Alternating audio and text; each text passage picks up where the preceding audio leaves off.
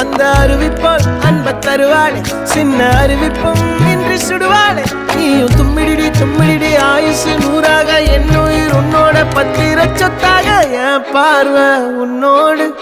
உன் பொம்மை கண்ணோடு பேசாமல் விண்ணோடு நாம் மிதந்து போவோம் காதாரா